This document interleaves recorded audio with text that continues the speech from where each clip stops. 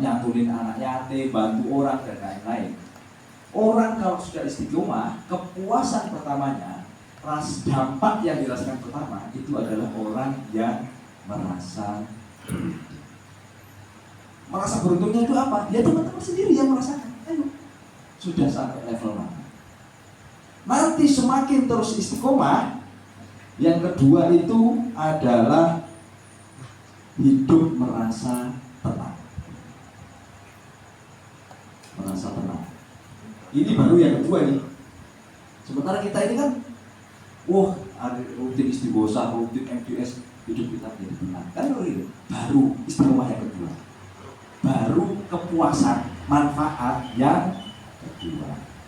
Yang ketiga itu adalah merasa senang. Kalau nggak istighosah ada yang rugi. Kalau istighosah itu menyenangkan lah. Bicaranya tentang cerita nabi-nabi, cerita lama. Yang keempat, tidak merasa khawatir dengan hidup. Kita tidak lagi merasa khawatir dengan hidup kita ke depan. Itu yang keempat. Yang kelima, beban hidup menjadi lebih ringan.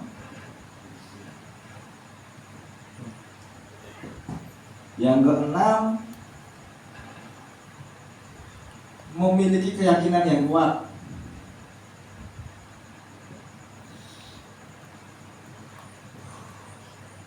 Yang ketujuh, siap untuk tahapan hidup selanjutnya.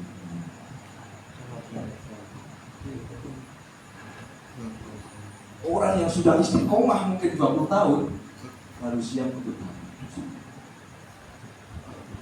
Sementara kita yang sudah istiqomah ditabrak mobil nggak apa-apa. Ngomong hujan, Hasim, saya lagi ada hajat, tolong jangan hujan. Sudah merasa wali, merasa hebat. Sebentar apa? Oke? Kita akan bicara filsafat Al-Kindi, filsafat manusia dan filsafat ketuhanan. Nanti posisi kita refleksikan sendiri. Filsafat manusia itu ada 3. Yang pertama ontologi, yang kedua epistemologi, yang ketiga aksiologi.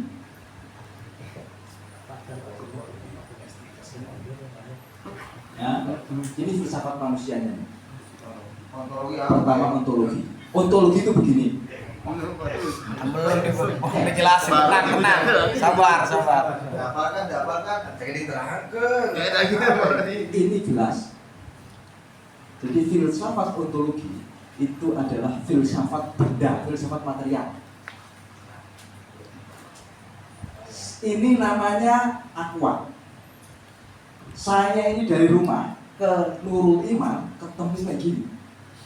Saya baru lahir, baru bisa mikir. Nggak tahu kalau ini namanya aqua. Saya tahu ini namanya aqua karena kesepakatan banyak orang. Tapi pertama kali saya lahir dari kecil, nggak ada yang ngajarin. Begitu ke Nurul Iman, dia kayak gini. Ke rumahnya bertamu ke Pak Titan, ketemu lagi kayak gini. Ke rumahnya Ustaz Fajrin, ketemu lagi kayak gini. Setiap masuk rumah, saya ketemu kayak gini. Akhirnya, saya ngambil kesimpulan, kalau ada barang kayak gini, saya kasih nama aqua gelas. Itu namanya ontologi. Filsafat kebendaan. Apa? Materi lah. Materi, cara melihat sesuatu itu menjadi materi. Itu namanya ontologi. Jadi ini hidup kita ini begitu. Kesana ketemu pagar, kita sebut pagar. Kesini ketemu musola, kita sebut musola.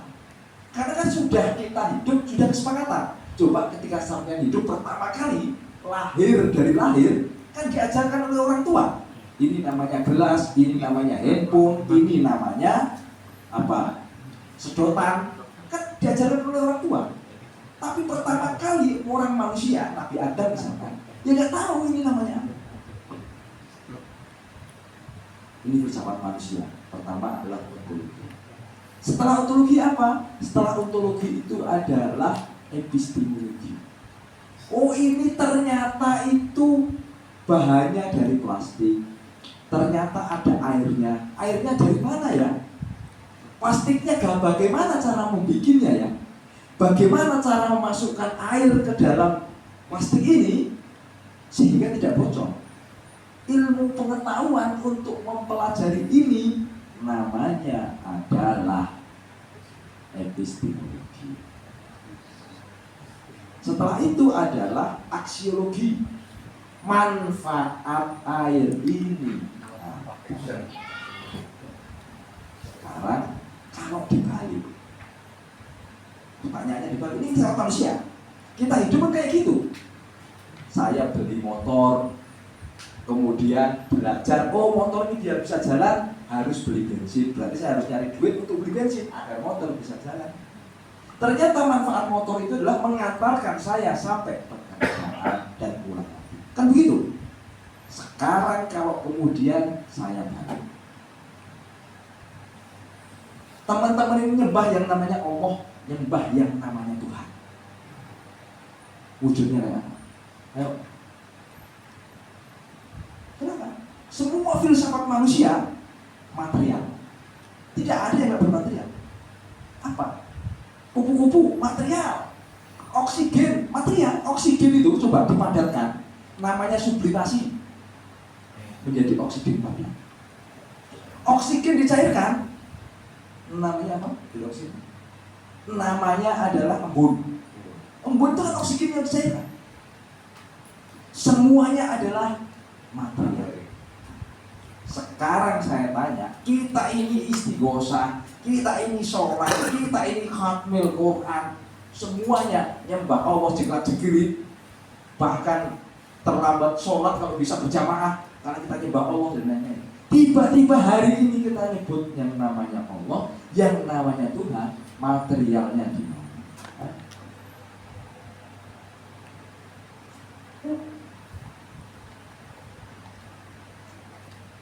Ayo. Ada yang bisa jawab? Hidup manusia itu material. Oke? Semua hidup kita itu material. Mau motor, mau nasi, mau apa, semuanya kan material. Iya kan? Ya kayak tadi. Motor, oh ini beli motor. Ontologinya, aksiologinya, oh motor ini agar bisa jalan harus ada businya, harus ada bensinnya. Akhirnya kita bekerja agar motor ini bisa punya duit. Akhirnya kita punya duit, bisa beli bensin agar motor ini punya manfaat atau punya nilai untuk ngantar kita ke tempat kerja. Ontologi, epistemologi, aksiologi. Hari ini kita hidup tiba-tiba kalau tidak nyembah Allah masuk neraka. Itu gimana? Kalau tidak sholat masuk neraka. Kalau tidak puasa, tidak ibadah, disiksa di kubur. Sementara aksiologinya mana? Ontologinya mana? Epistemologinya mana? Enggak ada kan? Lu enggak ada kok yang maunya sholat. Enggak ada. Maunya istighosah. Maunya ngeluarin duit yang beli apa itu? Gorengan. Sementara yang sampean sembah itu adalah sesuatu hal yang tidak material. Lihat tafsir Nawawi kalau nggak salah, yang Nabi Ibrahim yang menyembah matahari ya. Oh Tuhanku ini matahari, ya kan?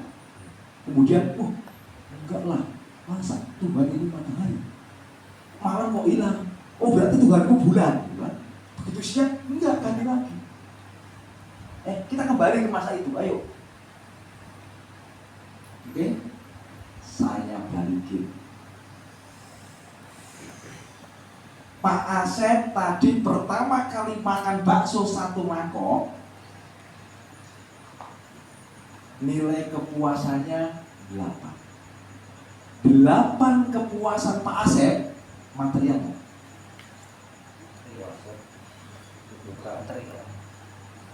Pak Asep ini makan bakso. Nah, setelah Pak Asep makan bakso itu puas banget, seneng banget. Puas banget kan? Seneng banget kan? Kesenangan Pak Asep, kepuasan Pak Asep materialnya.